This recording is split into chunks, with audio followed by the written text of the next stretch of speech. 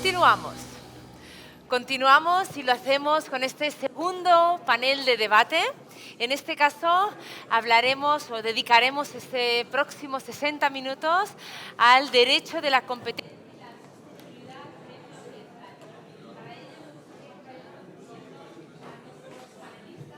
Si les parece, recibimos en primer lugar y con un fuerte aplauso a Gerard Llobet, professor d'Economia del Centre d'Estudis Monetaris y Financers.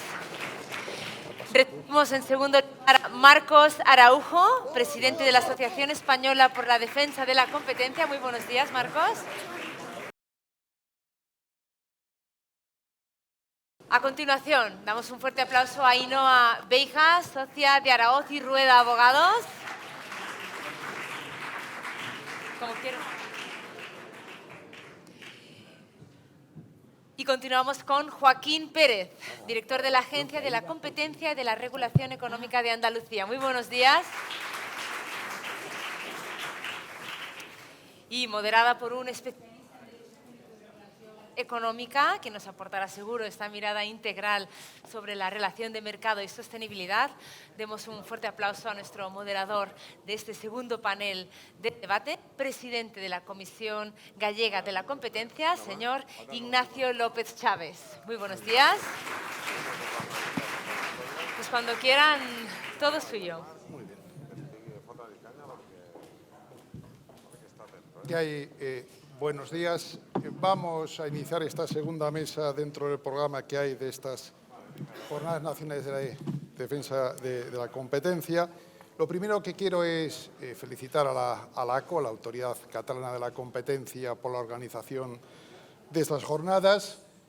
El tiempo hay que ajustarlo un poco por lo que todos sabemos, aunque ahora hace sol, y por eso voy a hacer una presentación breve y voy a pedir a los ponentes que también sean breves en sus intervenciones para ver si es posible al final hacer un debate que hemos visto que ha habido en la anterior mesa sobre el tema de la sostenibilidad medioambiental y la aplicación del derecho a la competencia. A mi derecha voy a ir presentándolos. Está en primer lugar Gerard Llobet, que es profesor de Economía del Centro de Estudios Monetarios y de la Competencia, más vocal de la Autoridad Catalana de la Competencia. A continuación está Ainhoa Beija, que es socia de Araoz y Rueda Abogados, especializada en Derecho a la Competencia, y nos va a hablar además de temas de concentraciones. Marcos Araujo, que es el presidente de la Asociación Española de Defensa de la Competencia, abogado, y además, como autoridad autonómica, un puesto importante es el de presidente de la Junta Consultiva en materia de conflictos, aunque últimamente no ha habido ningún tipo de actuación relacionada con conflictos de distribución de competencia entre la asignación de asuntos entre la Comisión Nacional de las Autoridades de Competencia. Y, por último, Joaquín Pérez, que es el director de la Agencia de Competencia y Regulación de Económica de Andalucía. Vamos a ver el tema de la sostenibilidad ambiental desde el ámbito del derecho a la competencia desde distintos marcos y aspectos desde ese punto de vista. En primer lugar, a Gerard le voy a preguntar y va a hablarnos sobre cómo compatibilizar la transición energética con las ayudas de Estado. Cómo podemos compatibilizar esta materia y por eso, Gerard, 10 minutos para poder hablar de este tema. Perfecto, muchas gracias. No sé si me oyen. Vamos a el micrófono. Yo tenía una presentación que voy a utilizar porque quiero mostrar un par de gráficos. Ahí está. Dado que soy el primero, también me gustaría poner un poco de contexto de lo que estamos hablando. Este es un gráfico que de alguna manera todos tenemos en mente, aunque no realmente hayamos visto los datos. Tiene que ver con el calentamiento del planeta en los últimos más de 200 años. Y lo que observamos es que, aunque ha habido muchas fluctuaciones en la temperatura en este horizonte, lo que hay es una gran divergencia entre el incremento de la temperatura que observamos en el planeta y las causas que puedan ser puramente naturales. Es la línea inferior y lo que vemos es que en los últimos 150 años, o más o menos, la mayor parte del cambio en la temperatura se debe a factores antropogénicos. Es la actuación del hombre lo que está aumentando la temperatura global. El segundo gráfico que quería mostrar es cuál es el patrón de cambios de las emisiones de CO2, que es uno de los 7 gases importantes a la hora de hablar del efecto invernadero. Y lo que podemos ver es que a nivel global las emisiones por cápita, es el gráfico de la izquierda, han aumentado mucho más despacio de lo que es el aumento del PIB. El aumento del PIB es el gráfico, es la línea oscura, la línea más clara es el incremento de las emisiones. Pero esto, como decimos muchas veces, esto va por barrios. Y lo que podemos ver es que mientras que las emisiones en China son muy parecidas a lo que sucede a nivel mundial, el patrón en los países desarrollados es muy distinto. Y en el caso de España, o en el caso de Europa sobre todo, lo que vemos es una gran disminución de las emisiones desde el año 90, a pesar de que el PIB per cápita ha ido creciendo. España es un patrón especialmente interesante porque lo que vemos es que esta disminución de las emisiones sucedió alrededor de a partir de 2008-2009. Y podemos pensar que es parte de la crisis, pero realmente es una evolución que continúa y continúa hasta la actualidad. Y el motivo principal por el cual estas emisiones han caído en España es, como todos sabemos, por el gran desarrollo de las energías renovables en los últimos 15-20 años en España. Y es lo que ha realmente cambiado el patrón de las emisiones de este país. Y detrás de esta disminución de las emisiones existe un gran papel de las subvenciones, si queremos llamarlas primas, que fueron instrumentales sobre todo en las primeras etapas del desarrollo de las energías renovables a un coste bastante significativo. En la situación actual, avanzar en la reducción de esas emisiones requerirá una electrificación de muchos sectores de la economía, a la vez de una inversión en nuevas tecnologías, como por ejemplo en baterías o en el hidrógeno, otras fuentes de energía que permitirán reducir las emisiones de gas invernadero. Y un poco la pregunta aquí es cuál debe ser el papel de las ayudas de Estado en esta transición hacia una economía libre de emisiones de CO2. En mi presentación quería solamente enfatizar 2 ideas, no son especialmente revolucionarias, pero estaría bien que reflexionáramos un poco sobre ellas. La primera es el hecho de que las ayudas de Estado son lo que llamamos en economía un segundo óptimo cuando estamos abordando el fallo principal de mercado que hay detrás del cambio climático. Y desde ese punto de vista queremos utilizar las emisiones las ayudas de Estado para otros fallos de mercado, de los que hablaré en mi presentación. Y solamente utilizarlas cuando estamos hablando de afectar directamente las emisiones de CO2 en casos muy extraordinarios.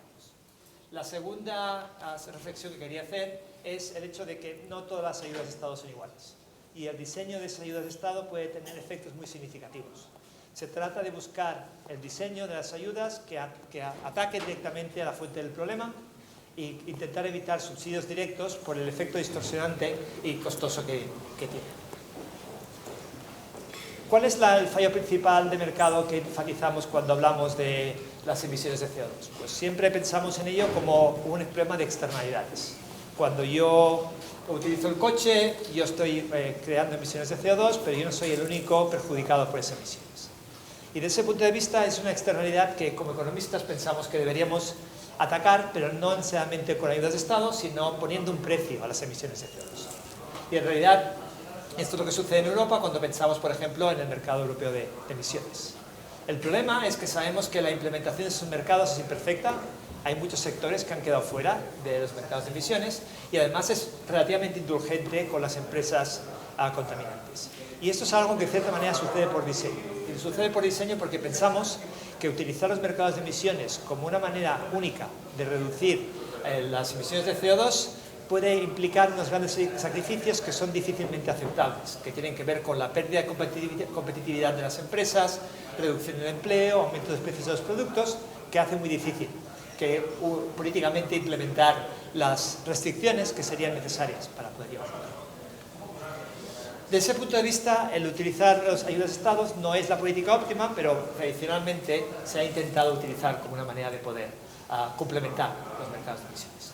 ¿Dónde podemos pensar que las ayudas de Estado tienen un papel un poquito más consistente con la reducción o con la mitigación de los fallos de mercado? Voy a enfatizar 2 casos. El primero son las externalidades que tienen que ver con los costes de aprendizaje.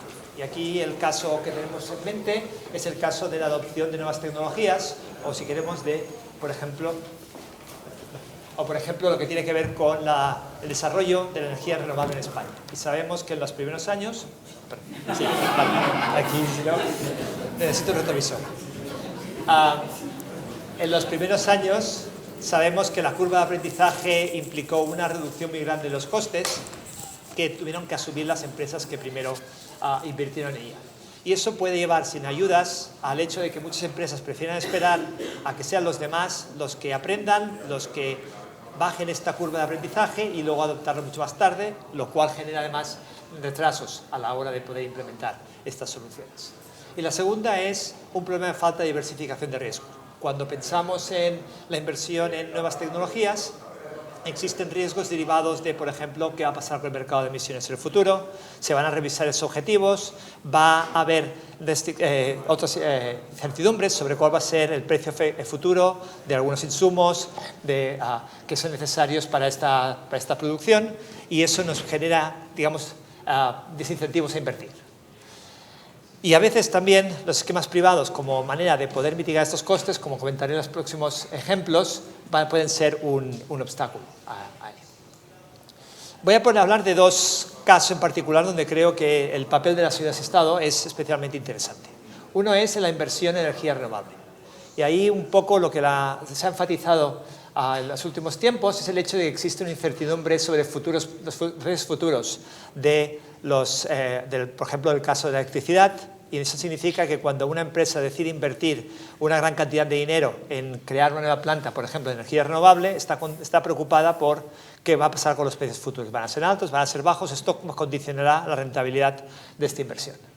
Para mitigar ese tipo de problemas, existen lo que llamamos PPAs, que son contratos bilaterales entre los inversores y los usuarios de tecnología, como una manera de poder proporcionar un cierto seguro a largo plazo de precios de la electricidad. Pero como dice el informe de Draghi, estos mercados no funcionan tan bien como nos gustaría, en parte porque tenemos un riesgo de contraparte. El inversor está preocupado en la medida en que estos contratos a largo plazo se van a cumplir como está establecido, y eso puede generar un riesgo y puede generar un desincentivo a invertir. En un trabajo reciente, Natalia Fabre y yo hemos estado pensando y hemos estado trabajando sobre cuáles serían las consecuencias de este riesgo de contraparte en los contratos de largo plazo, en los PPAs. Y en nuestro trabajo lo que mostramos, utilizando datos para España, es que diferentes diseños de ayudas de Estado pueden tener efectos muy distintos.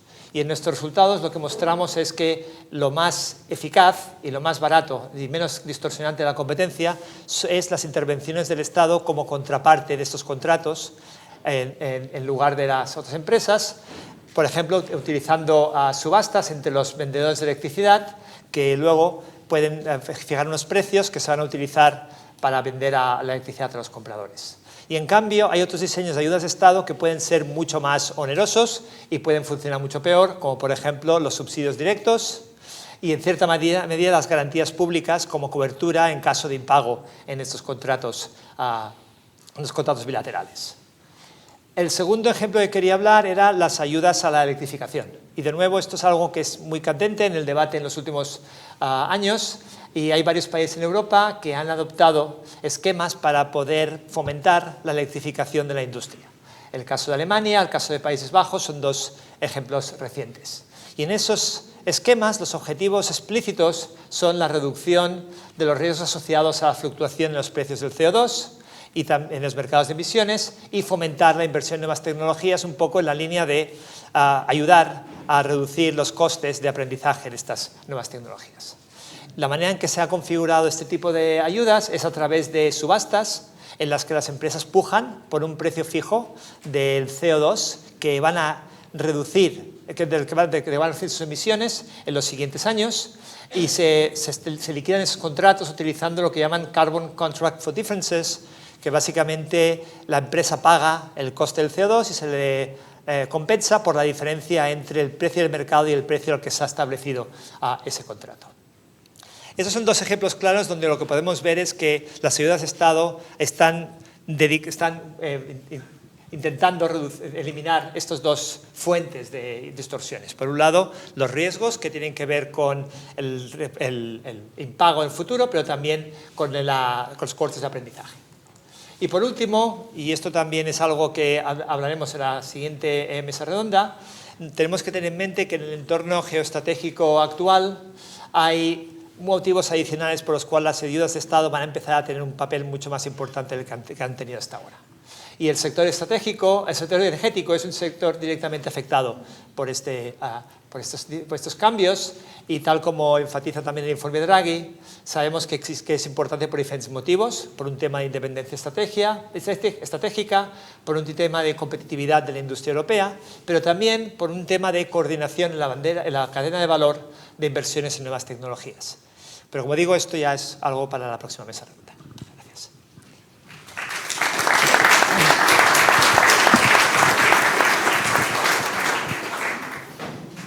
Muchas gracias, Gerard.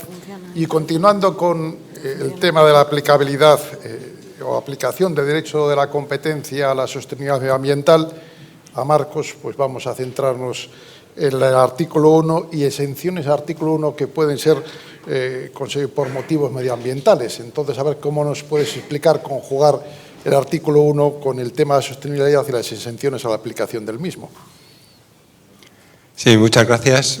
No sé si tengo que utilizar este aparato o el otro, pero bueno, me acerco a esto porque probablemente me oiréis mejor.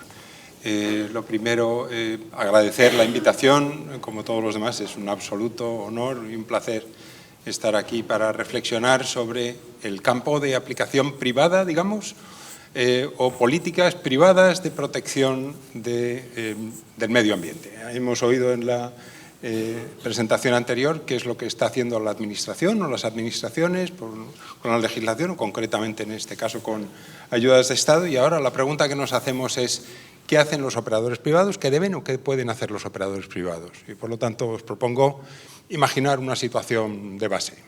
Se reúnen un porcentaje significativo de los fabricantes de automóviles del mundo un día en una isla desierta o donde quieran, según la fantasía de cada uno, y deciden que vamos a suprimir todos los motores de combustión, vamos a pasar todos a motores eléctricos, que son mucho menos contaminantes y mucho más eficientes y mucho más bonitos. Por supuesto, hay un precio. Esto significa que vamos a pagar aproximadamente un 20, un 25%, o un 30, un 35%. Podemos poner el nivel un poco que queramos. También se crea un fondo para que los operadores se financien recíprocamente los costes que supone retirar las tecnologías contaminantes, y entonces nos hacemos la pregunta: el derecho de la competencia, evidentemente, esto lo deberá aprobar, ¿no? Entonces, este escenario de este posible acuerdo pues, nos invita a responder a tres preguntas. La primera es: ¿debe el derecho de la competencia favorecer una exención especial por razón medioambiental? O sea, ¿deberían las autoridades de defensa de la competencia permitir acuerdos que dañan la competencia, en principio, por razones medioambientales? La segunda pregunta que nos podríamos hacer es ¿y cuánto nos va a costar esto? O sea, ¿cuánto de sobrecoste deberían admitir las autoridades de competencia sobre las espaldas de los ciudadanos por razones medioambientales? ¿Y cómo lo cuantificamos, ya de paso? Y, en tercer lugar, ¿es esto algo que estamos cómodos en dejar en manos de operadores privados, o es quizá otro tipo de instrumentos legislativos o de ayudas de Estado, eventualmente, a través de los cuales los poderes públicos deberían avanzar este tipo de políticas? Bien, muy rápidamente empezamos con la primera cuestión. ¿El derecho de la competencia debería permitir este tipo de cuestiones? Bueno, el derecho de la competencia tiene una notable flexibilidad, lo sabemos todos. Esa flexibilidad, a mi entender, es pertinente aquí recordar dos elementos, ¿no? Por una parte, la prohibición está articulada en términos marcadamente flexibles: qué está prohibido y qué está permitido. Hay un amplio margen de apreciación en favor de las autoridades.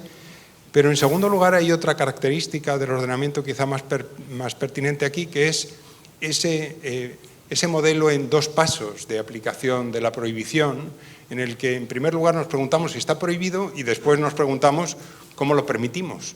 Y lo permitimos inicialmente por el 101.3, pero lo permitimos también por los otros 101.3 bis que andan por ahí, o los 101.4 que queremos, ¿no? Quiero decir, si queremos excluir el tema laboral, pues lo excluimos vía Albany; si queremos excluir otros bienes generales, los excluimos vía vouchers; si queremos excluir otros porque son pequeñitos y no importan, vamos por de minimis. Pues al final, digamos que tenemos un gran campo de trabajo para excluir conductas inicialmente prohibidas. Por lo tanto, digamos que el aparato o el papel lo podría aguantar, y en base a ese papel que lo puede aguantar, pues hemos asistido en los últimos años a una actividad, no frenética, pero sí una actividad realmente marcada de autoridades de defensa de la competencia que han ido proponiendo excepciones diversas por razones medioambientales. Se ha publicado hace relativamente poco, a mí me llegó hace menos de una semana, un estudio de de Agata Jurovska y Nora Mehmeti que han intentado mapear de alguna forma qué es lo que está pasando a nivel de autorización de acuerdos medioambientales en distintos países del mundo, y los clasifican de la siguiente forma. Rápidamente. Primer grupo, países que incorporan la evaluación de acuerdos de sostenibilidad en normativa vinculante de la competencia, y hay 4. Países que han emitido instrumentos de derecho indicativo, 7. Países que están en proceso de preparación de instrumentos de derecho indicativo, 1. Habría que añadir Bélgica, que hace pocas semanas ha anunciado también, por lo tanto serían 2. Países donde las autoridades de competencia aplican herramientas especiales de evaluación para acuerdos de sostenibilidad. Han hecho un mapeo, y lo que encontramos es nuevamente un conjunto bastante importante de países que están actuando en este sentido. De esa lista de países, pues también podríamos identificar rápidamente los que no están. Está el silencio clamoroso de Estados Unidos, está el silencio clamoroso de China y está el silencio clamoroso de India, entre otros. Pero bueno, hay una serie de países que efectivamente han ido por esta vía. La academia no está siendo, en términos generales, tan generosa. Hay muchos trabajos publicados sobre esta cuestión, pero la mayor parte de ellos pues advierten de los riesgos y de las dificultades que plantea pues, tanto la cuantificación como la propia incorporación de un principio de aceptación de derecho de la competencia para este tipo de acuerdos. Pero bueno, como digo, el papel lo aguanta. Quiero decir, tenemos una base jurídica en el artículo 11 del Tratado de Funcionamiento de la Unión Europea, ya tenemos el precedente, quizá el que más se parecería es Albany, a este caso. Bueno, pues tenemos una urgencia medioambiental y tenemos que permitir esto. Paso a la segunda pregunta. ¿Cuánto nos cuesta esto?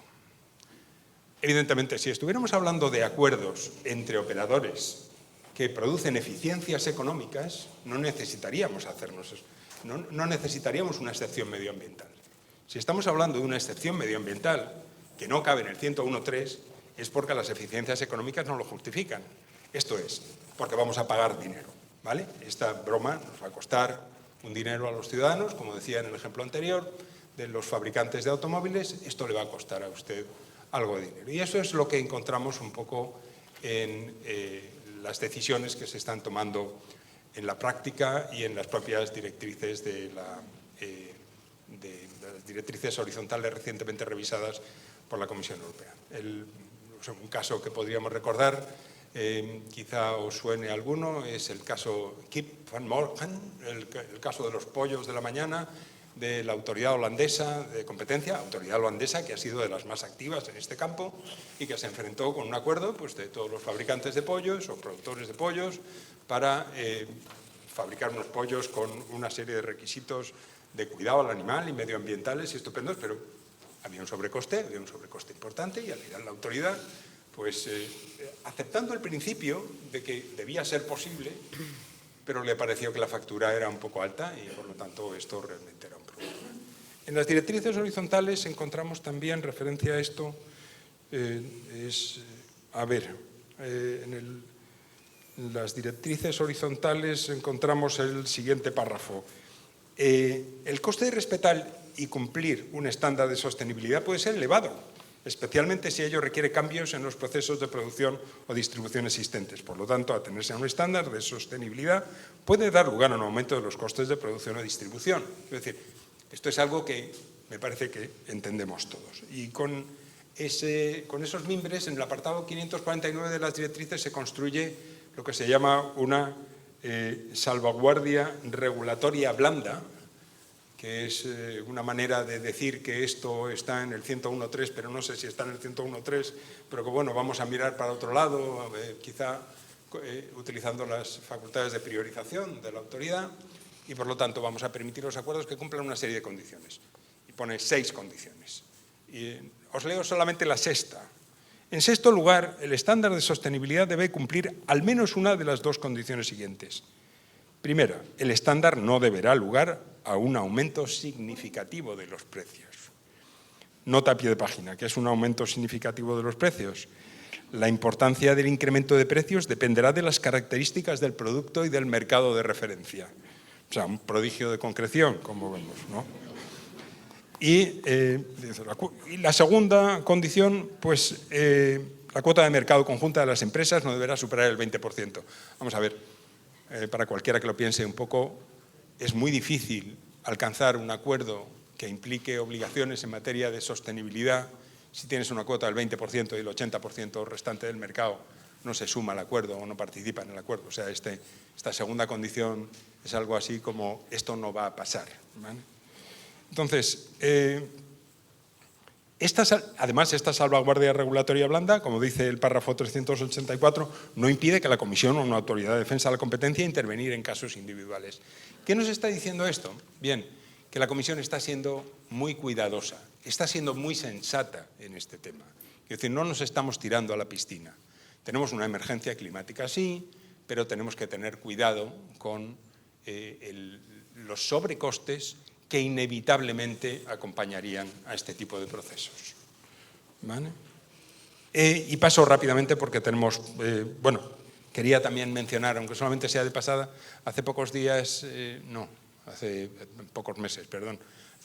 se ha publicado por la Comisión una nota de prensa sobre un acuerdo para los productores de vino de Occitania, que se presenta un poco como también una de las primeras decisiones en las que se ha aceptado un acuerdo que sube los precios o que permite una intervención en materia de precios por razones medioambientales. Solamente observar que esta decisión se refiere al campo agrícola. En el campo agrícola tenemos una aplicación modalizada de las reglas de competencia y eso es, de alguna manera, lo que inspira esta decisión. Pero bueno, vamos teniendo algún precedente. Pero paso ya rápidamente a la tercera pregunta. ¿Dejamos esta determinación en manos de las empresas o esto es algo que corresponde al legislador? Yo creo que quizá no estamos siendo suficientemente conscientes de la transferencia de poder que puede conllevar delegar el desarrollo de la legislación, en parte del desarrollo de la legislación medioambiental a operadores económicos que tienen intereses concretos. De hecho, ha habido casos en los que, volviendo al ejemplo de los fabricantes de coches, tenemos ya 2 decisiones de la Comisión Europea, una sobre el AdBlue, ¿no? Y el sistema de recargos de emisiones, y otra más reciente de este mismo año 2025 sobre el achatarramiento de los vehículos después del final de su vida útil, en el que la Comisión ha impuesto multas importantes a operadores que, en una medida no desdeñable, intentaban justificar esos acuerdos como un desarrollo de sus obligaciones en materia de medio ambiente.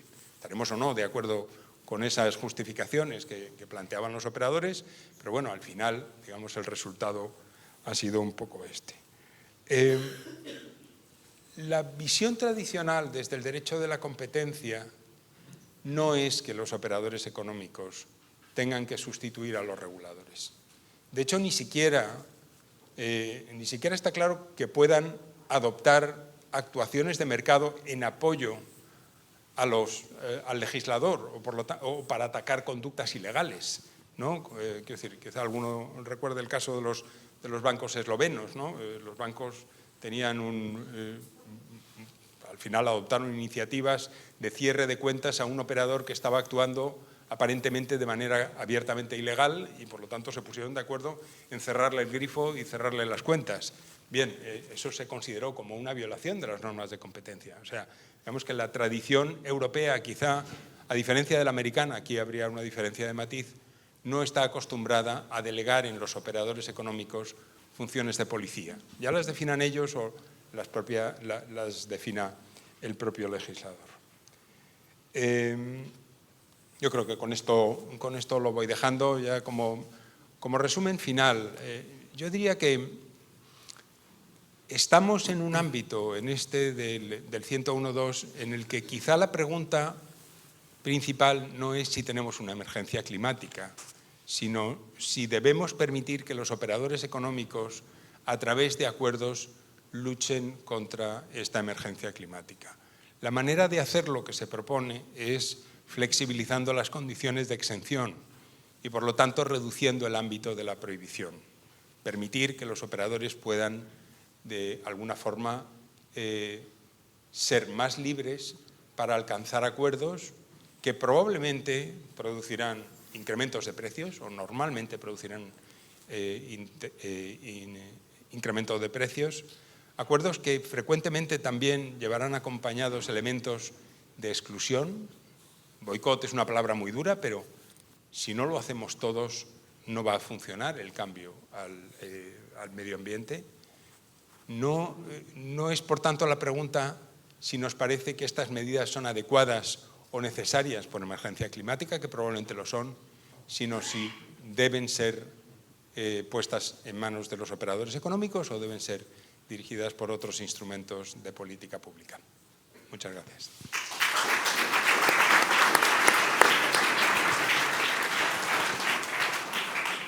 Muchas gracias, Marcos. Y ya hemos visto el tema de la aplicación del derecho a la competencia, a la sostenibilidad medioambiental desde el punto de vista de ayudas de Estado, exenciones del artículo 1. Ya vamos a pasar al tema de las concentraciones con Ainhoa Veiga. Entonces, ¿cómo valorar las cuestiones medioambientales en el análisis de las concentraciones? ¿Cómo crees que se puede responder a esa pregunta? ¿Cómo tienes que valorar una cuestión medioambiental cuando hay un proceso de concentración? ¿Me podéis escuchar sin el micrófono? Gracias. Es que pesa un poco, es un poco incómodo. Pues, en primer lugar, muchísimas gracias a la ACO, Susana, por haberme invitado a participar a estas jornadas. Estoy encantada de estar aquí con todos vosotros. Y bueno, abordar este tema de la urgencia climática, además en este momento, que creo que empezó ayer la COP30, ¿no? Y ya vemos cuáles son, cómo estamos rebajando, ¿no?, los objetivos de descarbonización en un 90% o 85% más bien, por ese 5% que puedes comprar. Por tanto, ya para empezar esto, primera prevención, el considerar qué pueden hacer o qué podemos hacer con las herramientas de derecho a la competencia aplicadas por las autoridades para contribuir a objetivos de sostenibilidad climática, en este caso. Bueno, pues cautela, porque esos objetivos, pues ya veis que van variando, ¿no? Eso para empezar, ¿no? En este sentido, abordar cómo abordar o cómo incorporar en el análisis del control de concentraciones objetivos de sostenibilidad. Bueno, pues la directora Carlota Reyners mencionaba en su introducción cómo la Comisión tiene en proceso la revisión de las directrices horizontales y no horizontales, que probablemente sacaréis en 2027, ¿no? Es cuando están previstas. No obstante, ya se inició un proceso de consulta pública doble, una consulta más straight y otra más profunda, digamos. Nosotros desde la Asociación Española de Defensa de la Competencia hicimos una aportación. Yo en este caso no formé parte del grupo de trabajo. También comentaba la directora que las contribuciones están ya disponibles, el plazo de la consulta acabó en septiembre y la verdad es que en estos días atrás, pues sí, me he tomado la molestia de releer las nuestras y leer las de otros, ¿no? Se echa en falta contribuciones de operadores, digamos que la mayoría los ves más o menos en la misma línea y sin ánimo de crítica, sí que os puedo decir que después de haber revisado las distintas contribuciones, tengo pena, compasión por vosotros en la comisión, porque yo tengo la cabeza como un bombo. Directamente ya lo anticipo, ¿no? A ver, ¿cómo podéis contribuir las autoridades de competencia en el marco de análisis de concentraciones a incorporar elementos de sostenibilidad? Bueno, depende, es decir, está el control de concentraciones para incorporar o perseguir objetivos, en este caso climáticos, bueno, pues desde una posición absolutista en que estos objetivos climáticos han de considerarse exógenos, ¿no?, al análisis tradicional de competencia, pues desde una posición absolutista diría categóricamente que no, hands off, ¿no?, de las autoridades de competencia desde esa perspectiva, ¿no? Además, por ejemplo, sí que es verdad que la Comisión no dispone de esto, pero algunas autoridades, en particular y notablemente nosotros, la española, autoridades no, sistemas de control de concentraciones nacionales o Alemania, bueno, pues pueden decir, bueno, sí, los objetivos de sostenibilidad climática son de interés público y nosotros tenemos lo que venimos a denominar, así como para simplificar, tercera fase, como también lo tiene Alemania. Por cierto, Alemania lo hizo con gran controversia, el ministro de Economía entonces tenía esas competencias equivalentes a la de nuestro Consejo de Ministros y en la fusión de MIBA-SOLE, bueno, pues fue prohibida por el Bundeskarterland y el ministro Mayer, en aquel momento, en 2019 era, 2020, consideró, bueno, ejercer esa facultad de autorizar por motivos medioambientales esa operación, ¿no? Bueno, pues con razonamientos también ciertamente poco claros desde mi punto de vista. En todo caso, sí parece que la Comisión tiene muy claro que sí que quiere abordar en las directrices un capítulo, como lo ha hecho en el marco, o esa es mi percepción de cómo se planteó la consulta, como lo ha hecho en el marco de los acuerdos de cooperación horizontal, abordar específicamente, bueno, en un capítulo específico, cómo incorporar elementos de sostenibilidad en los análisis de las concentraciones, ¿no? Esa es mi impresión, porque os invito a revisar la documentación, a leeros la documentación que sacó la Comisión Europea acompañando a esta consulta, en particular el capítulo dedicado a la sostenibilidad, que es el topic D de la consulta, ¿no?, donde se introduce y se entiende la razón de las cuestiones, de las preguntas que aborda la Comisión en esa consulta. Por tanto, pues sí que podemos esperar que vaya a haber, bueno, que se vaya a abordar en las nuevas directrices, horizontales y no horizontales, estas cuestiones. ¿Cómo se verá? Porque decía que después de leer las contribuciones de colegas y clientes, bueno, pues a uno se le pone un poco la cabeza como un bombo, porque cuando se asume o se comparte que sí se quiere de alguna manera incorporar algún elemento que pueda considerar criterios de sostenibilidad a la hora de analizar una concentración, ¿no?, cuando eso se acepta, ¿no? Ahora bien, ¿de qué manera? A diferencia de los acuerdos, porque claro, en los acuerdos la normativa es esto está prohibido y solo en determinadas circunstancias se aprueba. Claro, los que tienen una posición absolutista de hands-off dicen, bueno, pues igual que queréis que, por ejemplo, en el análisis de eficiencias se pueda, o marcos temporales, se puedan incorporar criterios de sostenibilidad para compaginar, digamos, el que unas eficiencias que se pueden generar a más largo plazo, puedan ser capaces de compensar el daño a la competencia inmediato que pueda acarrear la concentración. Claro, las posiciones absolutistas dicen, bueno, pues por esa misma razón, si hay que incorporar criterios de sostenibilidad o objetivos climáticos, también la autoridad de competencia debería estar facultada, se le debería exigir prohibir una concentración no anticompetitiva porque, bueno, pues puede contribuir a menoscabar recursos naturales, ¿no? Por ejemplo. Bueno, pues eso no es el caso. En concentraciones estamos en una intervención a la libertad de empresa, que cuando se interviene no se interviene porque el acuerdo de compra esté prohibido, sino porque se cumplen unos umbrales en los que, pues de forma con precaución, las autoridades quieren ver qué pasa aquí. Pero no porque se cumplen unos umbrales, una operación de concentración esté prohibida, sino que tú, claro, no podrías prohibir, yo creo, si se incorporaran objetivos climáticos o de consecución de objetivos climáticos en mi esquema de la libertad de empresa como derecho fundamental, pues no sería posible que una autoridad de competencia pusiera objeciones a una concentración no anticompetitiva en el marco tradicional porque, bueno, pone en peligro objetivos de sostenibilidad, ¿no? Entonces, de nuevo, asumiendo y aceptando que va a incorporarse de alguna manera o a considerarse, bueno, pues el debate al final es cómo, cuáles serán los límites, hasta dónde.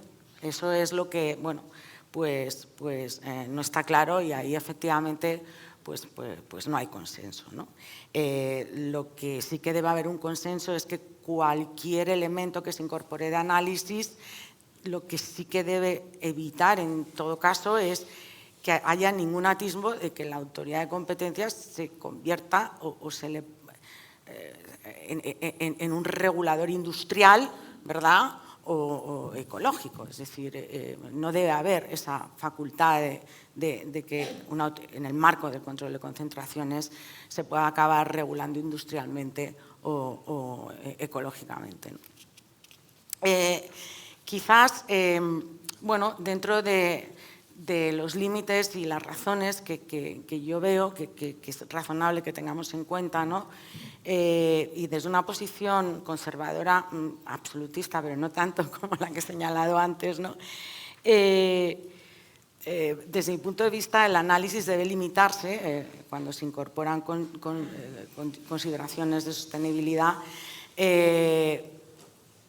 en cómo la concentración puede, bueno, esto ya lo hace, de hecho, y voy a poner unos ejemplos, las autoridades de competencia, cómo afecta la competencia en sostenibilidad, es decir, la dimensión competitiva o como la sostenibilidad como parámetro de competencia, como pues lo puede ser el fraude en tarjetas de crédito, que también es un parámetro de competencia, y la cooperación en esos aspectos ya se ha considerado que puede tener efectos anticompetitivos. Bueno, pues en ese sentido, pues no se nos olvide que lógicamente cabe, y así lo hizo la Comisión en la resolución de Mondelet de los cafés, bueno, pues considerar que es cierto que la demanda, porque cada vez mayor conciencia de los consumidores y conciencia, perdón, de la importancia de trasladar nuestros hábitos de consumo a elementos más, a productos y servicios más sostenibles, bueno, pues hace que quepa considerar definición de mercados más estrechos en los que se tenga en cuenta como mercado de producto, pues por ejemplo en el caso de los cafés orgánicos, ¿no? Bueno, pues tener en cuenta que eso puede ser mercados estrechos en el que analizar una concentración. ¿Qué pasa? Que los más liberales para incorporar elementos de sostenibilidad en razonamiento dicen, vale, pero, ojo, en el marco del análisis sustantivo de la operación, una vez definidos esos mercados, el hecho de que claro, da miedo que los productos y servicios sostenibles acaben siendo mercados estrechos, porque lógicamente una concentración entre dos empresas innovadoras en sostenibilidad y oligopolística en productos sostenibles o servicios sostenibles, pues podría plantear problemas de competencia, y parece razonable que se siga considerando la presión competitiva que puedan ejercer competidores con menos rendimiento medioambiental porque, oye, lógicamente pueden escalar mejor, pueden adquirir insumos a menor precio, por tanto no internalizando las consecuencias de no ser tan innovadores ecológicamente como los otros y demás, ¿no? Pero bueno, digamos que sí que hay que dar una dimensión competitiva y es un parámetro de competencia a cuestiones de sostenibilidad, ¿no? El control de concentraciones también puede corregir fallos medioambientales siempre que se consideren fallos de competencia, pero no puede estar, y ese es otro límite, para corregir fallos medioambientales como la contaminación. Es decir, si una operación de concentración pone de manifiesto desde el punto de vista de análisis tradicional de competencia desde el punto de vista del test SIEC, ¿no? Pues se constata efectivamente que esa concentración pues supone un obstáculo significativo en la competencia efectiva, ¿no? Pues el hecho de que las partes te digan, ya, pero es que esta concentración va a suponer una reducción incluso cuantificable de CO2 de este calibre, ¿no?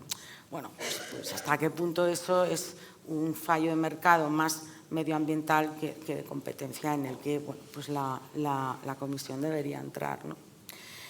Por otra parte, los beneficios de la sostenibilidad, y esto, digamos, la mayoría de las contribuciones que se han aportado, o por lo menos las que yo he leído a la consulta pública, pues van a las eficiencias, ¿no? Cómo modificar el análisis de eficiencias para flexibilizar de alguna manera incorporar criterios de sostenibilidad, esto del marco temporal,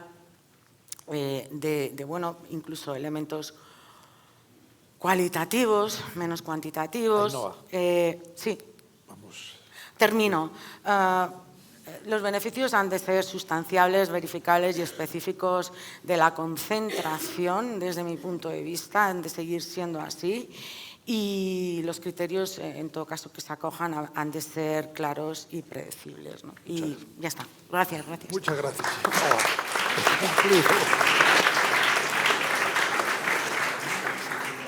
Y ya por último y para terminar, pues Joaquín nos va a hablar en 10 minutos, por menos, bueno, la killer, ya. Del papel de las autoridades de competencia. Al ser el último, pues tienes que concentrar más la intervención.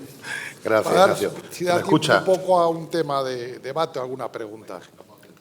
¿Se me escucha bien? En primer lugar, quiero dar las gracias a la ACORE, a Susana, por la organización de estas jornadas y que estemos aquí en la REA interviniendo. Y vamos a abordar el tema del papel de las autoridades de competencia en materia de sostenibilidad. Esto viene a complicarlo todo. Es decir, si hasta ahora teníamos claro algo, ahora lo tenemos menos claro todo. Y de hecho, la competencia es así. Cuando hablamos de sostenibilidad... Pasa el micrófono, Joaquín, si no te oyen. No, a ti no. Cuando hablamos de sostenibilidad, tenemos que remontarnos por primera vez al año 72 que la ONU abordó el tema solamente desde un punto de vista medioambiental y ecológico. No andaban paralelo con la actividad económica. Ya fue en el año 87 cuando el informe de Brundtland introdujo el concepto de desarrollo sostenible.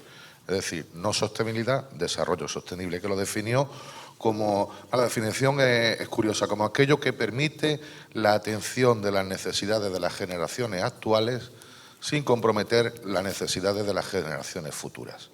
Es decir, ya hablamos de sostenibilidad desde el punto de vista ecológico, pero introducimos el elemento económico. Ya tenemos que conjugar los dos conceptos hacia un desarrollo sostenible, económico y empresarial.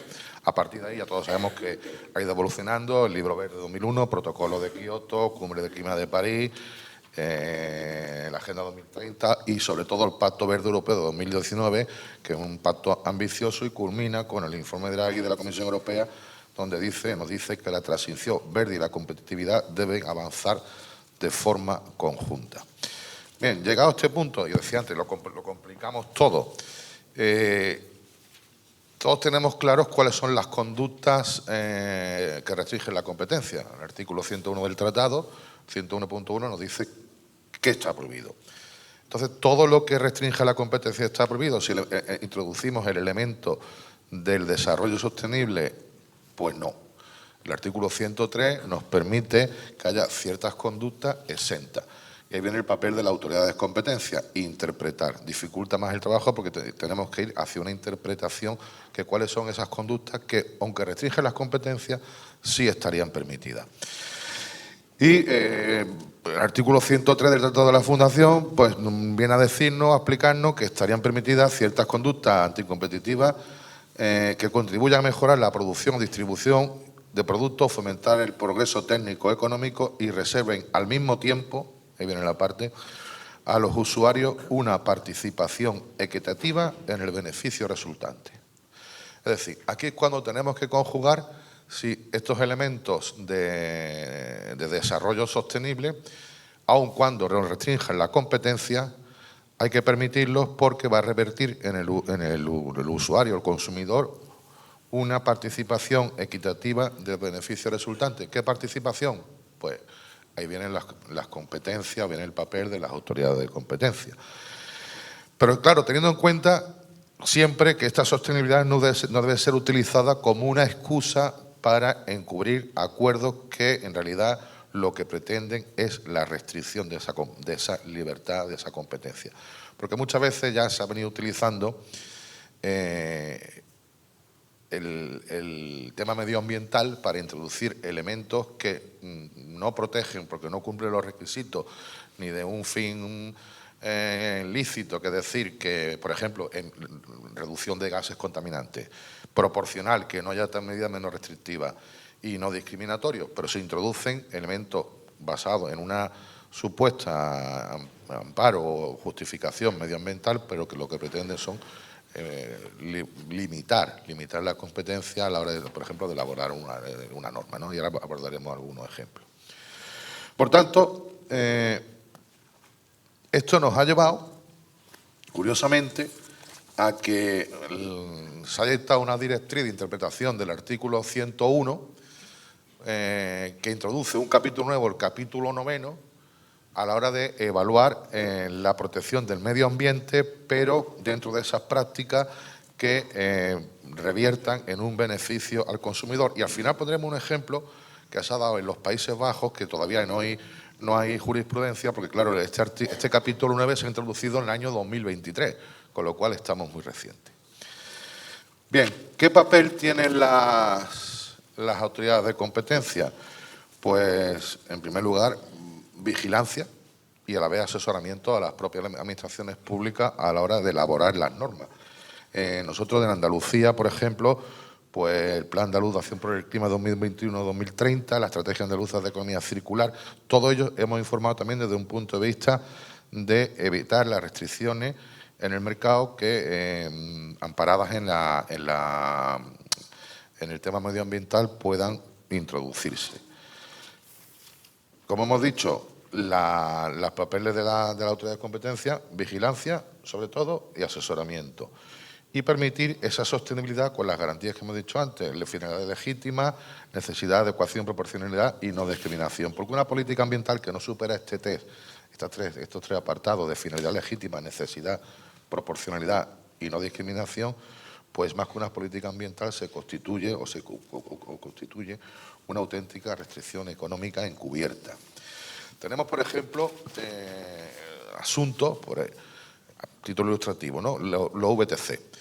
Se introdujeron restricciones que se justificaron en motivos medioambientales, pero ciertamente no correspondía a motivos medioambientales. Lo que se pretendía era garantizar la viabilidad del taxi. Esto ya tuvimos el Tribunal de Justicia de la Unión Europea en 2023, así lo determinó, y anuló la ratio de un VTC por cada 30 taxis. No se pretendía, hemos dicho, igual que el tiempo mínimo de llamada. ¿Restringía la competencia? Sí. ¿Se amparó en una justificación medioambiental? Sí. ¿Tenía una medida que justificara o que limitara o redujera la emisión de gases? No. Por tanto, también fue anulada. Hemos visto en Andalucía también temas de gestión de residuos, donde se han intentado justificar alguna política ambiental sin respaldo técnico. Y sobre todo a la hora de informar las normas sectoriales, la lista, gestión ambiental, monte, vivienda, turismo sostenible. Ahí siempre intentamos que el tema medioambiental sí, pero no se utilice como una forma de limitar la competencia. Pongo un ejemplo. El anteproyecto de ley de impulso y promoción de la producción agrícola y de la producción agraria y pesquera sostenible en Andalucía. Entre otras medidas, se priorizaba, y ahí informamos nosotros, la contratación de alimentos ecológicos locales.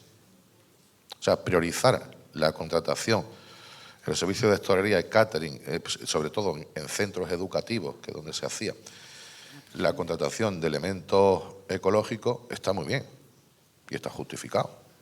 Pero si introducimos locales, ya estamos buscando subterfugios para excluir del mercado a unos operadores que no sean locales. Con lo cual, lo sometimos, nosotros lo informamos desde el punto de vista normativo y dijimos que no procedía, o ante el proyecto de ley de patrimonio de la comunidad autónoma, porque establece mecanismos de economía circular, segunda vida útil a bienes muebles en desuso. Igualmente, dijimos sí, pero no puede ser utilizado nunca para limitar los operadores económicos.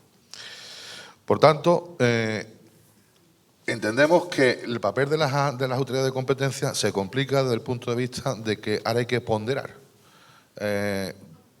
¿Restringe la competencia? Puede restringirla. Luego está justificado en materia medioambiental restringir la competencia. Hay que valorar qué repercute en el usuario, en el consumidor, si la medida es acertada, si tiene un fin legítimo y objetivo y al final ese beneficio que se pretende, que parte de la alícuota le corresponde al ciudadano. Os decía antes que iba a poner un ejemplo que recientemente hemos tenido en los Países Bajos, ¿vale? Que es la aplicación del 101.3, pasa al criterio, al apartado 9 del criterio de interpretación del artículo 101, que como hemos dicho no hay jurisprudencia, pero según se desarrolló y comunicaba la autoridad de competencia de los Países Bajos, nos decía que allí se aprobó en 2013 un acuerdo sobre la energía cuya finalidad era promover la transición hacia una energía más sostenible y reducir las emisiones de gases de efecto invernadero. Este acuerdo se firmó prácticamente generalizado con un quórum entre asociaciones de empleadores, sociales, sindicatos, organizaciones medioambientales, gobierno central, regional y local. Y lo que pretendía era el cierre de centrales eléctricas de carbón. Una de estas asociaciones que firmó el acuerdo, Energy Netherlands, propuso el cierre de 5 centrales eléctricas, pensando que en un periodo de 2016-2024 reduciría a 8,3 millones de toneladas anuales las emisiones de gases contaminantes.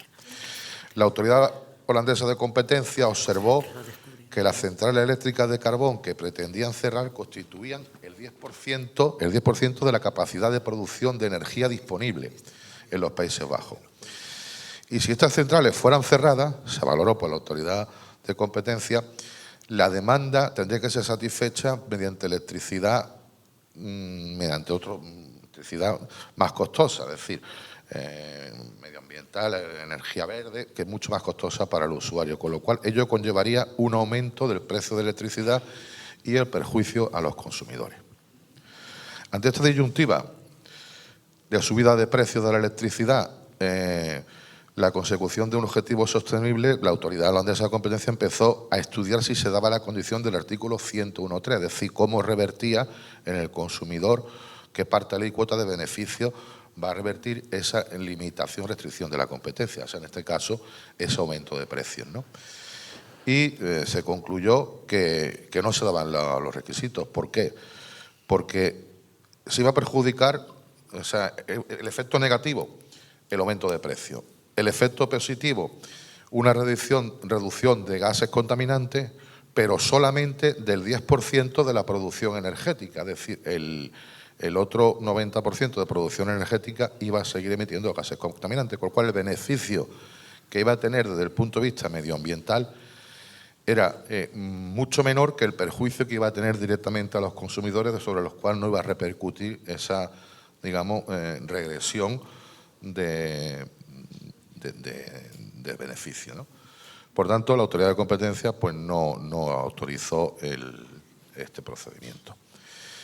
Como hemos dicho, del año 2023 la introducción del capítulo 9 de interpretación del artículo 101 del Tratado de la Fundación, con lo cual no hay jurisprudencia y todavía es pronto para abordar este tema. Como conclusión, ¿qué papel tienen las autoridades de competencia en esta materia?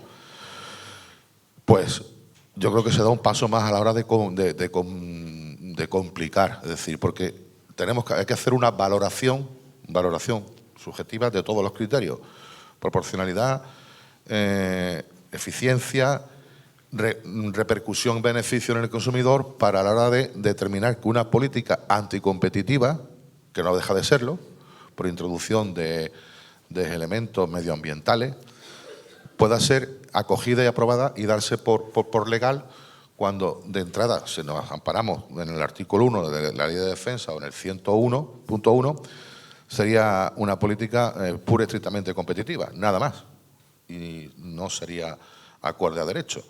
Pero, como hemos dicho, hay que valorar también beneficios, repercusión, tal. Entonces, ¿a quién corresponde determinar al final si, aunque estemos ante una práctica anticompetitiva, justifica el bien mayor, la sostenibilidad, pero dentro de los criterios de repercusión en el usuario, en el consumidor, beneficio, y criterios de proporcionalidad, de no discriminación y de un objetivo verdaderamente sostenible, como puede ser, por ejemplo, la emisión de gases? Va a corresponder a la autoridad de competencia, y sobre todo va a corresponder a la autoridad de competencia vigilar mucho que estos criterios de sostenibilidad no sean utilizados como vía indirecta para poner límites al mercado, como hemos dicho antes. La introducción, la contratación de elementos de alimentos ecológicos en los comedores escolares, que se viola la ley de Andalucía, pero materias ecológicas que no sean locales, tenía que ser de cualquier tipo. O la limitación de las VTC con un criterio no medioambiental, como también hemos visto que ha ocurrido, sino con un criterio de favorecer y proteger el sector del taxi. Eso no es un criterio medioambiental, es un criterio restrictivo de la competencia. Y hay muchas donde corresponde a la autoridad de competencia esa labor de vigilancia y sobre todo después de valoración, que, como decimos, complica mucho más la labor de las autoridades. Pero bueno, como decimos, como el derecho de la competencia lo admite todo, pues habrá que ir poco a poco interpretando y viendo caso por caso. Gracias. Muy bien.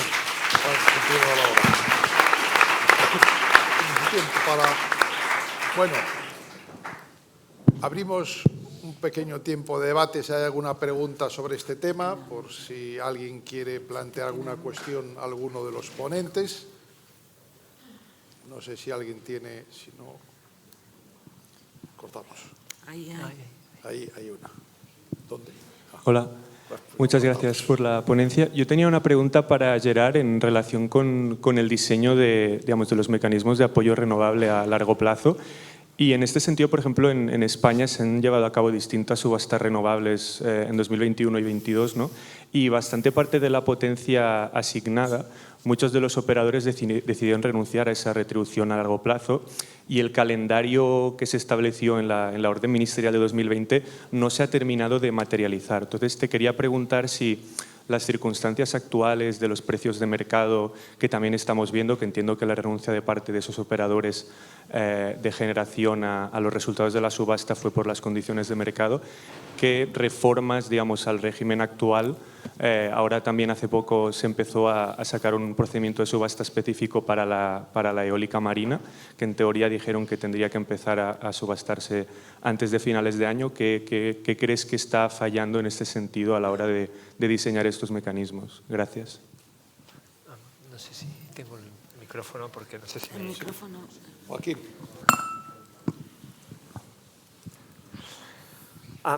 No sé si puedo entrar en detalles porque no conozco todos los casos directamente, ¿no? Pero sí que hay un problema de largo plazo en cuanto a que a medida que la transición ecológica se vaya alargando, los precios que vamos a ver en el mercado de electricidad van a ser más bajos y va a ser más difícil que ese tipo de inversiones sean rentables, ¿no? Y hay un debate que tenemos que tener sobre cómo queremos llegar a la electrificación total del sector eléctrico.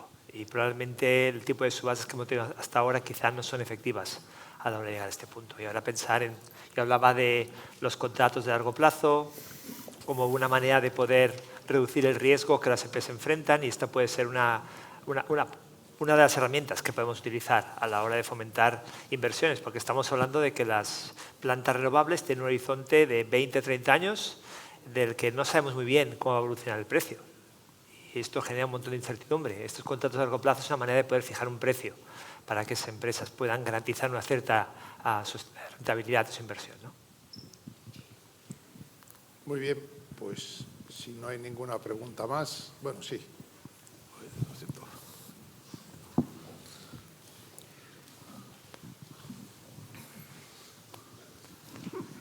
Hola, buenos días.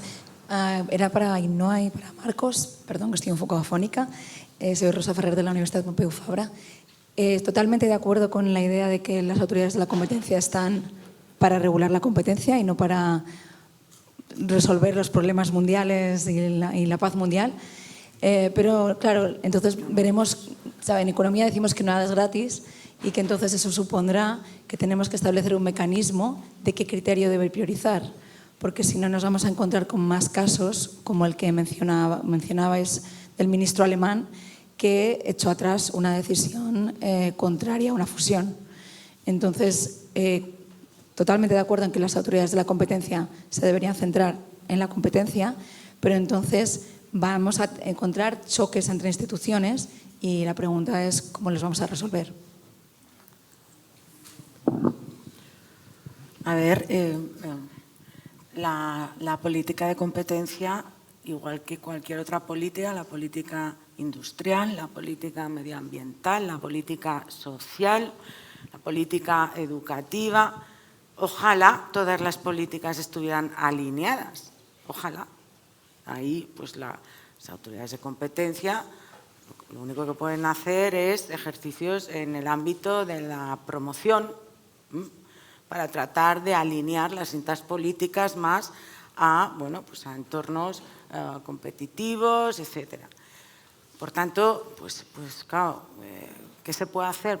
Pues no sé, luego en el caso del control de concentraciones nacional, en principio, y a ver cómo se pronuncia en su caso el Tribunal de Justicia, que está verificando el mecanismo de tercera fase en el marco de lo que ha pasado en la concentración de BBV Sabadell, pero de momento que sigue siendo perfectamente legal el esquema que existe en España o en Alemania, en el que pues una ley que ha sido votada en el Parlamento ha considerado que en el ámbito de una tercera fase se puede cuestionar por motivos de interés general distintos a los de competencia lo que ha decidido una autoridad de competencia.